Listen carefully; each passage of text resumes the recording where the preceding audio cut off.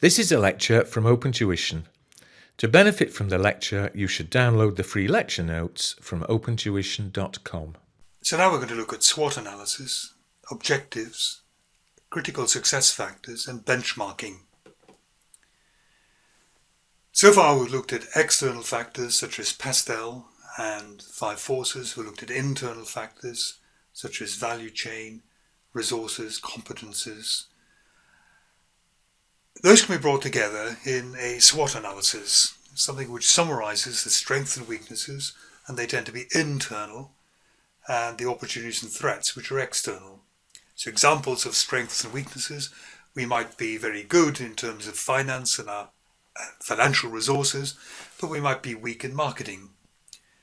We might be strong in terms of our abilities of the staff. Our human resources might be very, very strong, but our IT system might be old and creaky. It will be a weakness.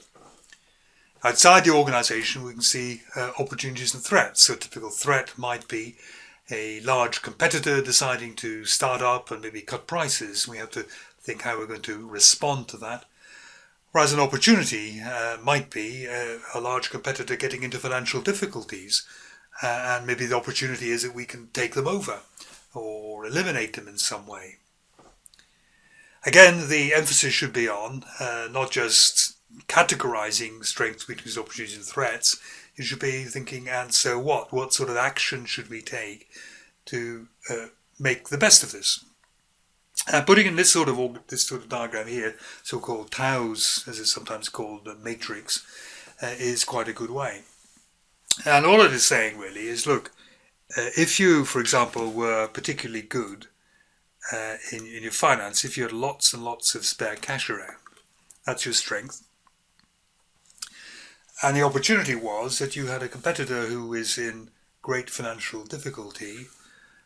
That is a kind of marriage made in heaven, because you have the money, your competitor needs the money. You could probably take them over at maybe quite a cheap price. That's going to work really, really well. Or your strength might be you're really good at marketing. The opportunity is that you've been approached maybe by a distributor in another country who's saying, why don't you try selling your product here? You have got experience in international marketing, so that's going to work very well. You have the strength in terms of marketing, international exposure. The opportunity is a country where you are not so far selling to. If there is a weakness, however, and an opportunity, then you can't really exploit the opportunity immediately. It'd be a bit like saying we've got no cash in the bank, but the opportunity is that we take over a competitor. It's not going to work. Or there's no point in trying to expand abroad if you have got no international marketing experience. So either you have to abandon that opportunity, or what you have to do is to make good the weakness. So if you hadn't any money in the bank, you wanted to take over a company, then maybe what you need is a rights issue, or you need to borrow money from the bank, but you can't take them over if you don't have the money. Similarly, if you wanted to expand abroad and you didn't have any international experience, perhaps what you need to do is to recruit an experienced international marketing person who can help you. This one here, there is a threat, and we might be able to fight it with a strength. So maybe a threat comes from a new competitor who started up, and your strength is your brand name, a reputation for really very, very good quality and so on. You can play to try to maximize what people feel about your brand name, really make it work for you there. And this could make it very difficult for this upstart to come in and to try to steal market share. So using your strength to try to defeat a threat. It could be money. Maybe the threat is, again, a competitor opening up. You've got lots of money in the bank.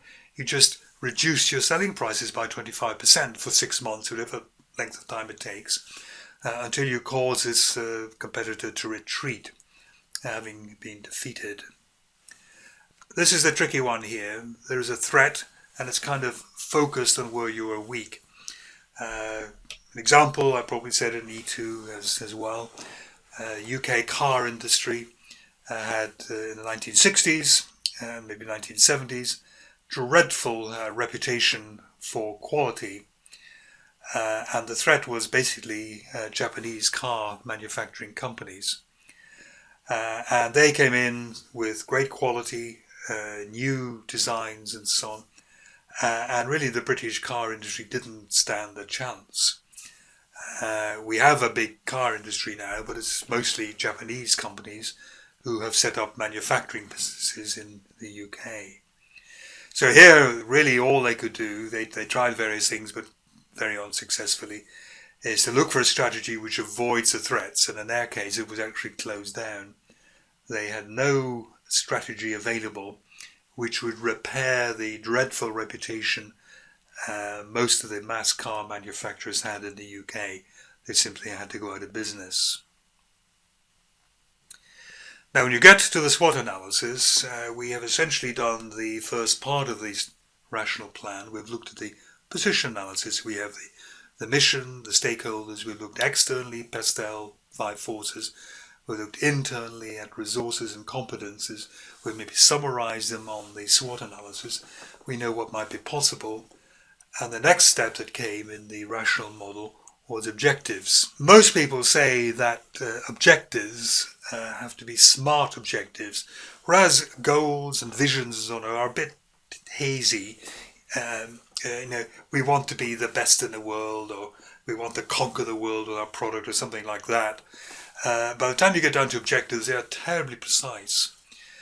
So they must be very specific. You can't just say, I'm going to be a better company. You have to say, it has to be profits, it has to be quality, whatever it's going to be.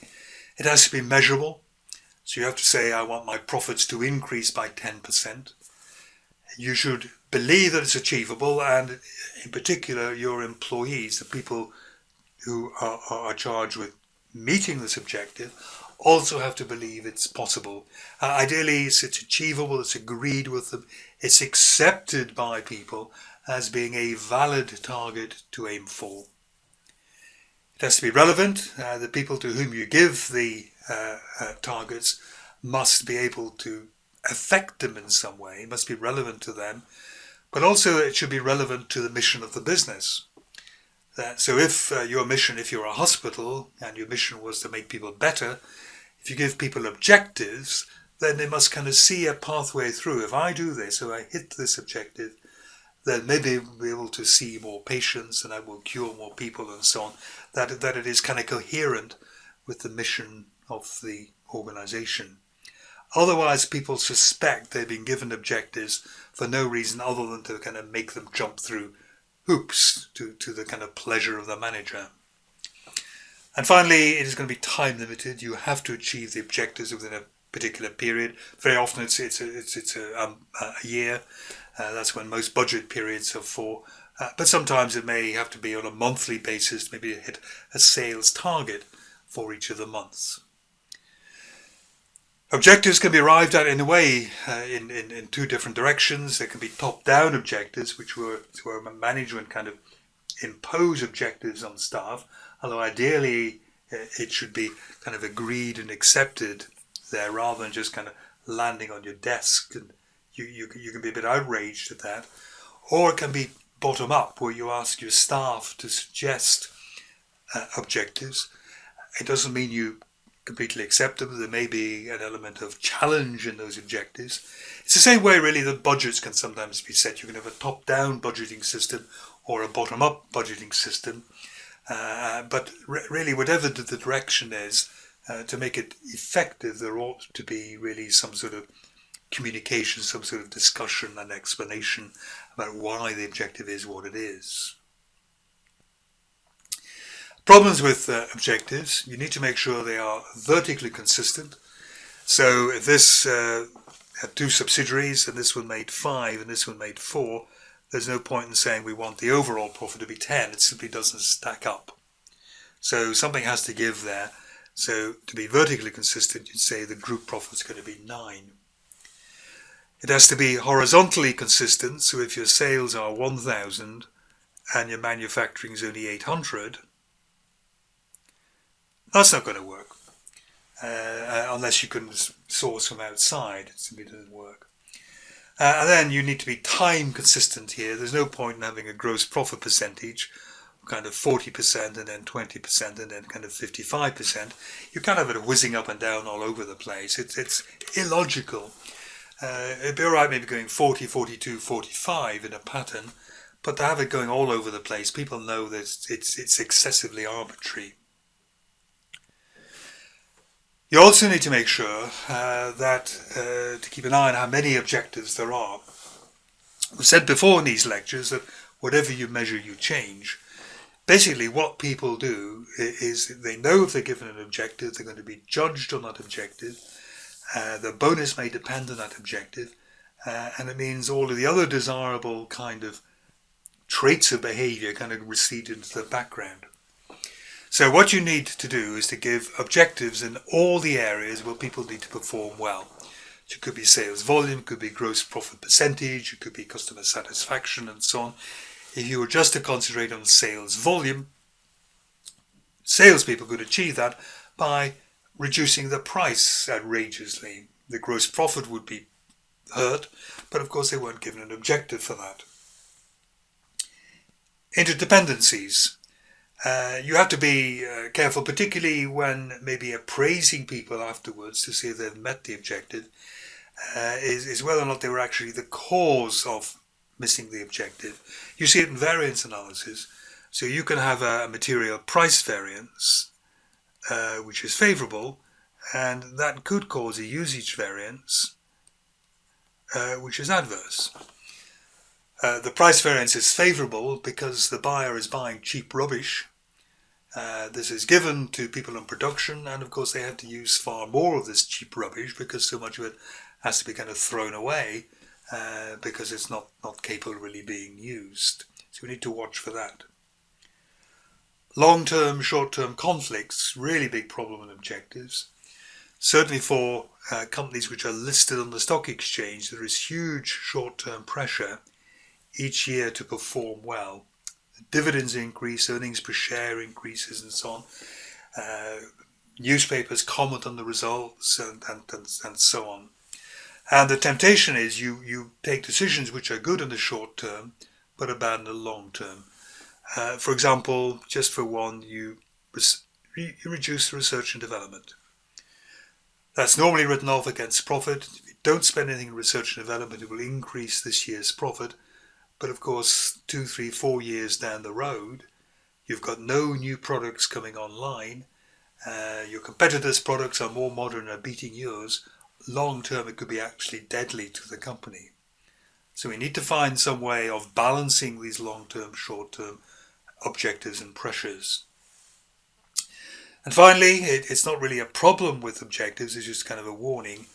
It says here, not all desirable attributes are easy to measure, but if it's a desirable attribute, if it's a desirable way of behaving, it makes no sense not to measure it. So if you are in hospitality business, tourism, hotels, restaurants and so on, then you could argue that staff morale is a desirable attribute because you want staff to be, in a way, happy, friendly, in a good mood. Because we've all been greeted by grumpy staff in restaurants and so on, and it hurts the experience. So if it's important to have staff who are fairly happy, then you should measure it. It makes no sense to say it's important for staff to have high morale and then not try to assess it. It's illogical. It may be difficult to measure it, but make an attempt. Even get the staff to fill in an assessment form. Get customers to fill in an assessment form. Look at staff turnover, how often people leave. Look at sick time and so on. These are often correlated to staff morale. But if it's important, you should set objectives. Now, what's likely to happen, of course, if you are setting lots of objectives and all sorts of desirable attributes, you're going to end up with lots and lots and lots of them. You could easily have 50, 60 different objectives over the various departments in the organisation. And of course, 50 or 60 different objectives, quite hard to keep your eye on, really. And this is where critical success factors come in. And this is like almost a ranking of your objectives. These are the really important ones. The ones, as it says here, where you must perform well if you are to succeed at all. How do we know what those are? Well, this first definition gives us a little bit of help here. It's a bit longer, a bit harder, but it's actually more useful. It says a critical success factor are those products and features that are particularly valued by a group of customers. Because if they're particularly valued by a group of customers, that's what you want. You want to please your customers, and therefore where the organization must excel to outperform the competition. So it might be quality, that might be your critical success factor, or one of them. It might be cost per unit. It might be always being able to deliver the product within 2 hours. That might be the critical success factor. It might be the way you please your customer is to never run out of stock. You have all sorts of obscure inventory there, and you can always go to them because they're guaranteed to have items in inventory.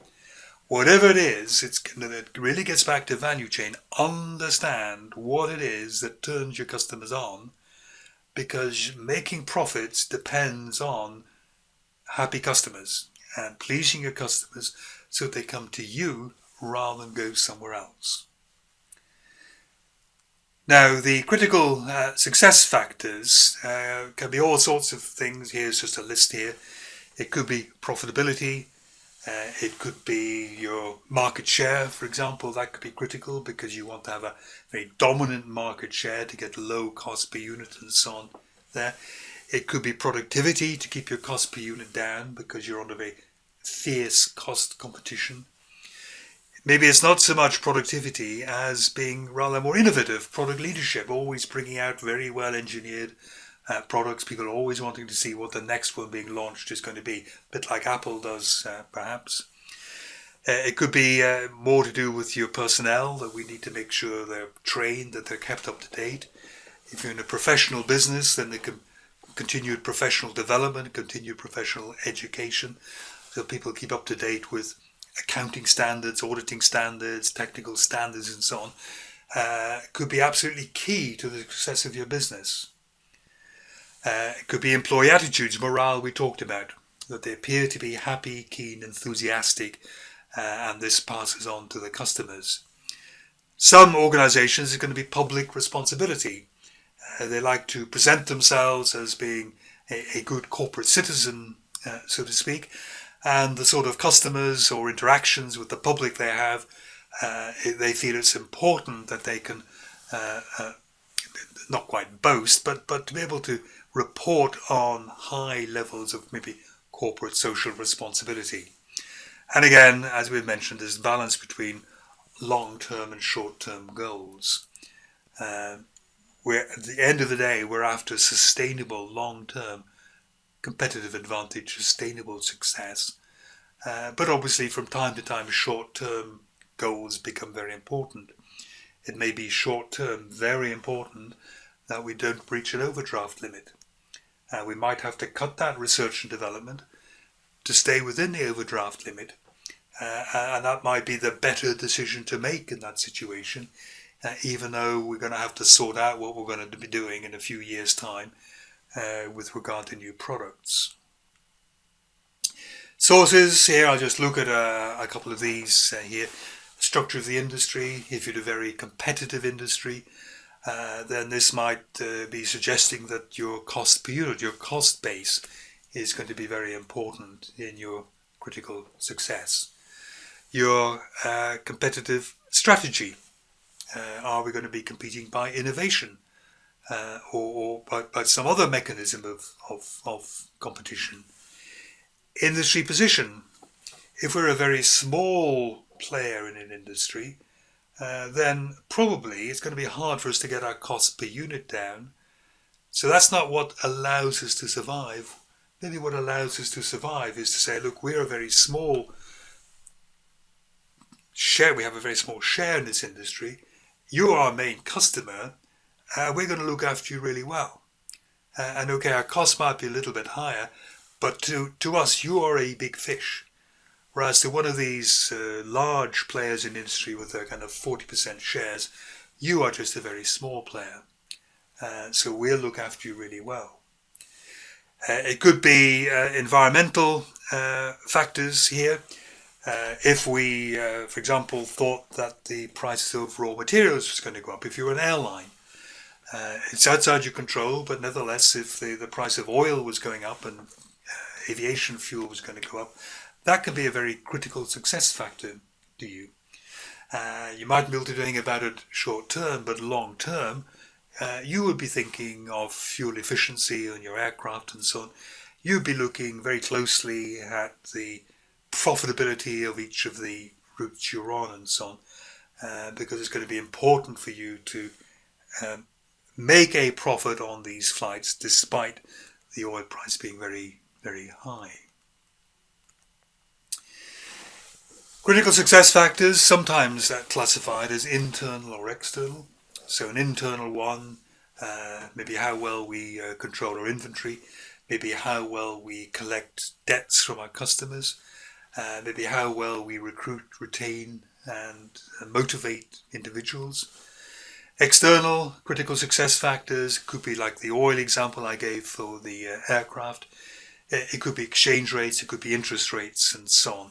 Just because it's a critical success factor doesn't mean we have got complete control over it, but it's certainly important to us, and we ideally will find some kind of way of managing it to some extent.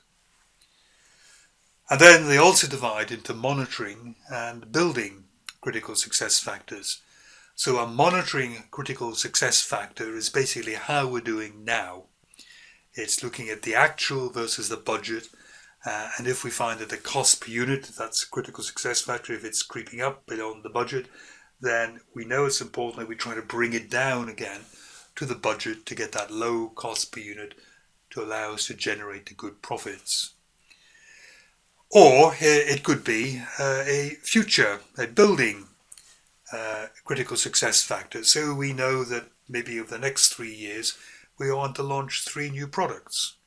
And we know that in the future it's going to be critical to our continued success that we get these products coming out on time, because if they're late, it gives the opportunity for a competitor to get in and steal a big market share before we do that. So internal, external, a monitoring and a building critical success factors.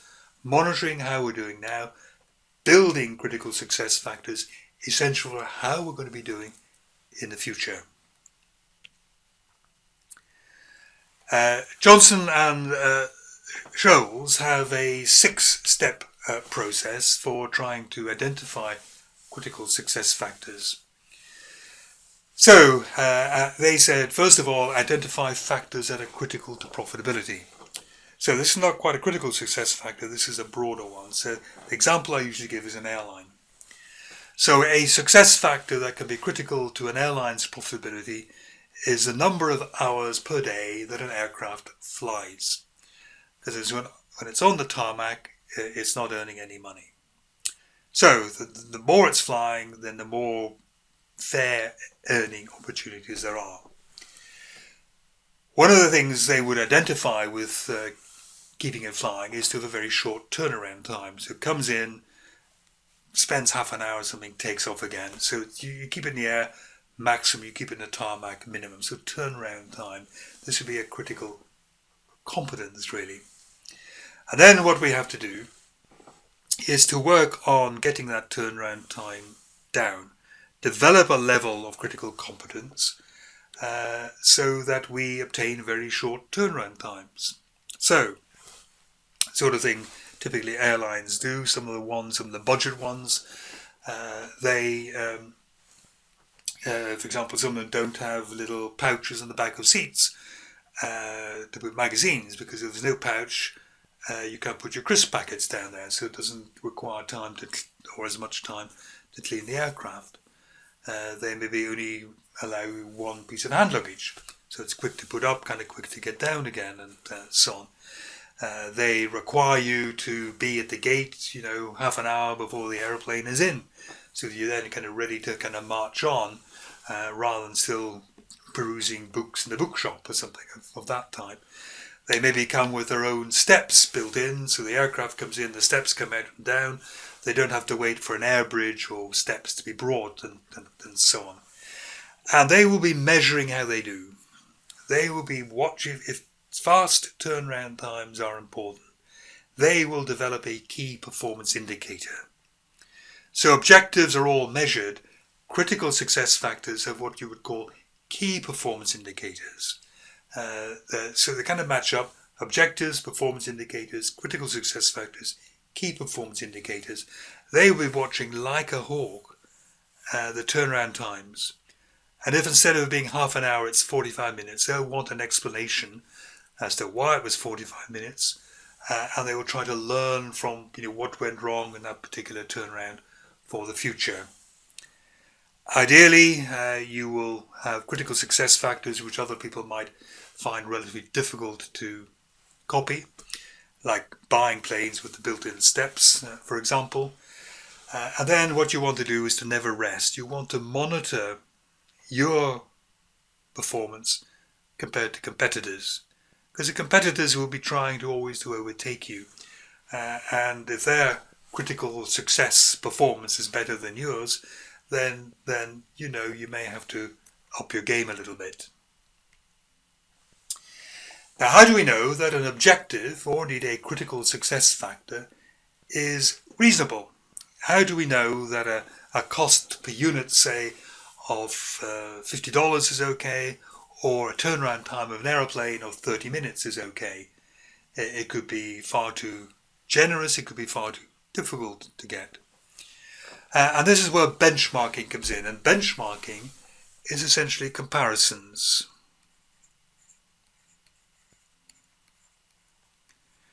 And the first sort of comparison you can do is an internal comparison. Now, to make it of any use at all, you can't just sit in a dark room and make up a figure. The internal comparison could be comparing to last year.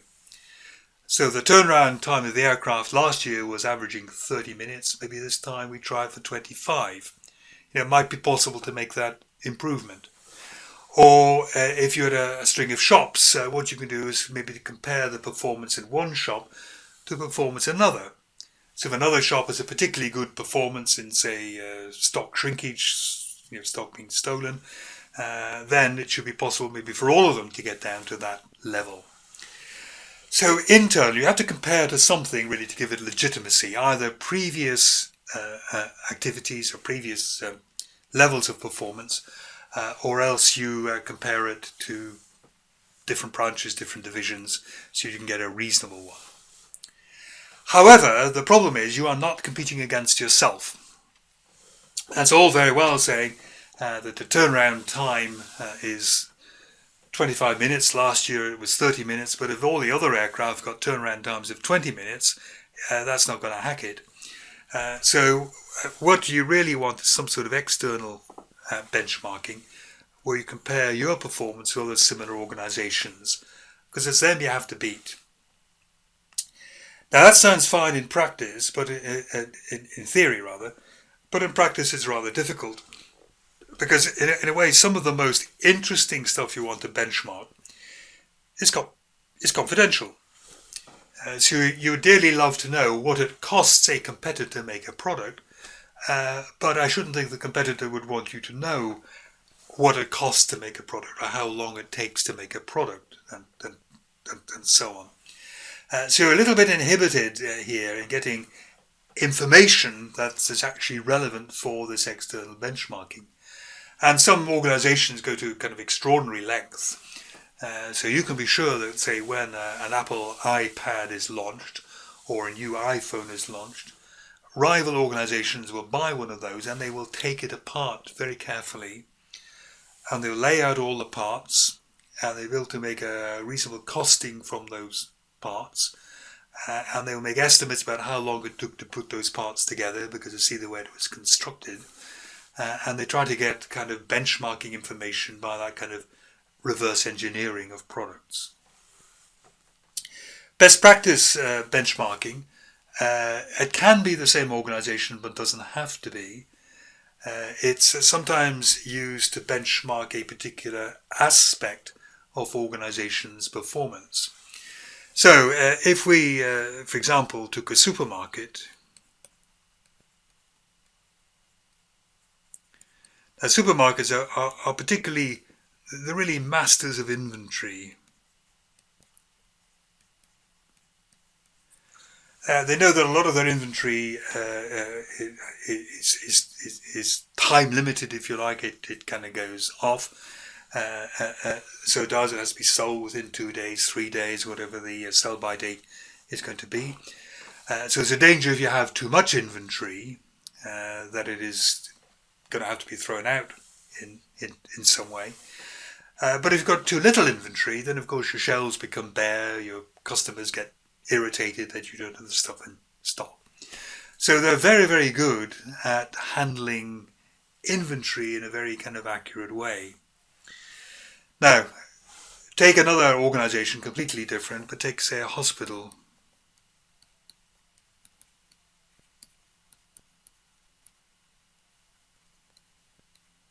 And take a pharmacy in a hospital. Now, pharmaceuticals are to some extent similar to inventory in a supermarket. So they are. They have sell-by dates, use-by dates. Many of them kind of go off. They have to be often held in refrigerators, kind of chilled conditions and so on. It could be very dangerous if the pharmacy ran out of a particular drug that was desperately needed by a patient. So pharmacies actually have got considerable inventory management problems as well.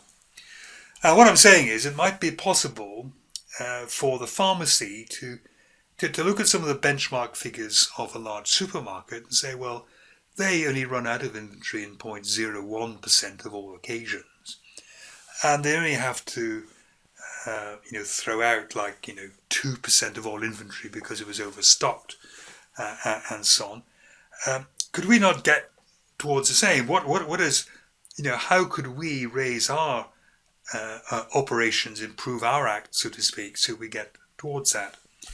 And because these are not competing, you might actually get a degree of cooperation. You wouldn't get one supermarket maybe telling another supermarket how it did it, but they might be cooperative with a completely separate sort of organization, and in a way be able to teach them a few tricks of the trade as to how to keep very, very good inventory. And finally then there is comparability, where you compare the performance of businesses in quite different sectors. You have to be careful if they're in different sectors to what degree is there comparability kind of between them and so on. It's there, I think, more in theory than maybe being used in practice. Having said benchmarks, there are potential problems with them. First of all, are they appropriate? In other words, are they tight enough, or are they too easy, or are they too tough, and so on there. They need to be used to improve performance. There's a danger that if somebody doesn't hit a benchmark, you kind of shout at them, really. And that's unlikely to actually improve performance. What we need here, they need to be used to improve the performance of people. They need to be used in a kind of supportive way. You didn't hit the ideal performance that time, but let's see how we can improve together. We can improve that to hit it. And finally, remember, whatever you measure, you change. And the corollary, as we said, when looking at objectives, presumably what you don't measure, you don't change. So we have benchmarks. They are turned into objectives. People will concentrate on those. And there is a real danger that things which aren't benchmarked, which don't have these externally kind of validated objectives there, they fall into, in a way, disrepute and disuse, because people can say, I don't believe it, you're not measuring it anyway, you're not measuring it properly, I'm just going to ignore it.